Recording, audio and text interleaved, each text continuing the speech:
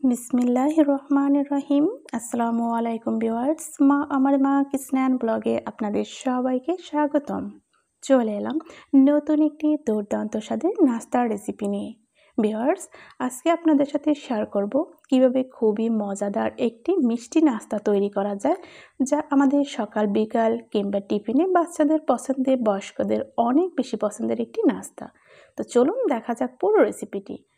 এই রেসিপিটি দেখার শুরুতে অবশ্যই একটি লাইক দিয়ে পুরো ভিডিওটি কন্টিনিউ করবেন।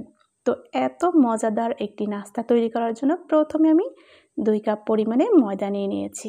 দেখতে পাচ্ছেন আমি ময়দা দিয়েছি, কিন্তু আপনারা চাইলে এটা আটাও দিতে পারেন। দিয়ে দিচ্ছি 1/2 চামচ পরিমাণে বেকিং পাউডার।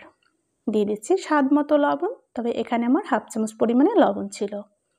এখন আমি দিয়ে দিচ্ছি রান্নার রেগুলার সয়াবিন তেল, ঠিক 1 চামচ পরিমাণে। 1 চামচ পরিমাণে দিয়ে দিচ্ছি কালো জিরা। নাস্তার স্বাদ দ্বিগুণ করতেই কিন্তু এই কালো জিরা ব্যবহার করেছি।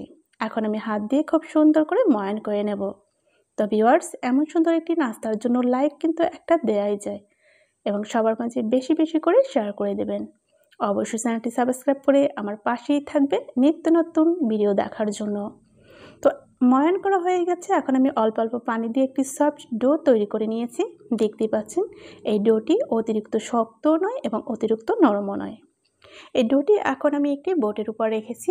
সামান্য পরিমাণে ময়দা ছিটিয়ে দেব। এরপর আমি মিডিয়াম আকারে একটি রুটি বেলে নেব। খুব সুন্দর করে আমি একটি রুটির শেপ দিয়ে নেব।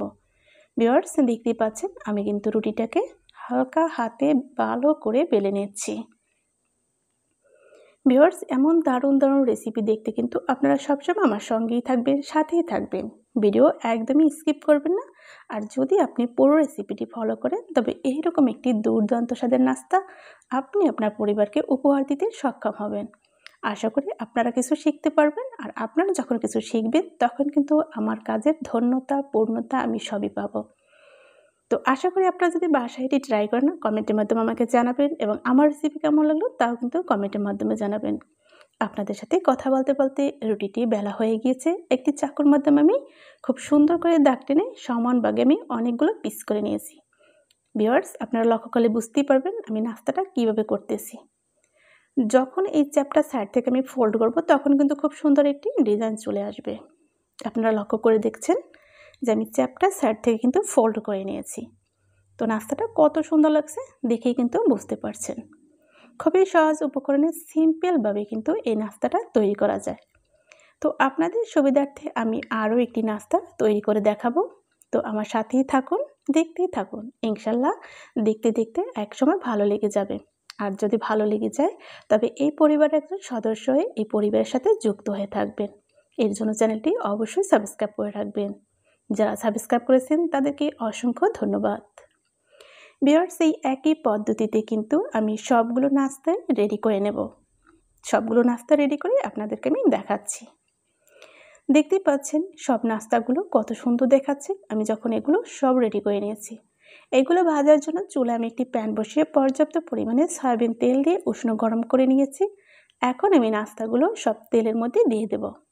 তো আমি চামচ দিয়ে দেওয়ার চেষ্টা করেছি, আপনারাও এইভাবে দেবেন, যাতে আপনাদের তেলে কোনো রকমই ছ্যাঁকা না লাগে, হাতের কোনো ক্ষতি না হয়। তেলের কাজ একটু সাবধানে করবেন। ভিউয়ার্স, আমি চামচ দিয়ে একটু নেড়ে চেড়ে নিচ্ছি এবং একটু তেল উপরে ছিটিয়ে দিচ্ছি, যাতে এই নাস্তাটা পুরোপুরি ক্রিস্পি হতে পারে। ভিউয়ার্স, এই রেসিপিটি কিন্তু যতটা সহজে তৈরি করা যায়, খেতে কিন্তু দুর্দান্ত মজার হয় এবং অনেক ক্রিস্পি হয়। আর এই নাস্তাটা তৈরি করে আপনারা একটি কন্টেনারে বক্সে রেখে অনেক দিন ধরে কিন্তু সংরক্ষণ করতে পারবেন। অনেক দিন সংরক্ষণ করার ক্ষেত্রে এই নাস্তাটি কিন্তু আপনাকে ক্রিস্পি করে ভেজে নিতে হবে। ধৈর্য ধরে 4 থেকে 5 মিনিটের মতো একটু ভেজে নিতে হবে। আপনি যদি একটু তার থেকে কম ভাজেন, তবে কিন্তু অনেক দিন ধরে সংরক্ষণ করা সম্ভব নয়। তাহলে আপনি 1 সপ্তাহ ধরে সংরক্ষণ করে খেতে পারেন। নাস্তাটা কিন্তু মাশাআল্লাহ অনেক ভালো ফুলেছে এবং সুন্দর একটা কালার এসেছে। ঠিক এই মুহূর্তে আমি তেল থেকে একটি ছাঁকনির সাহায্যে তেল ঝরিয়ে তুলে নেব।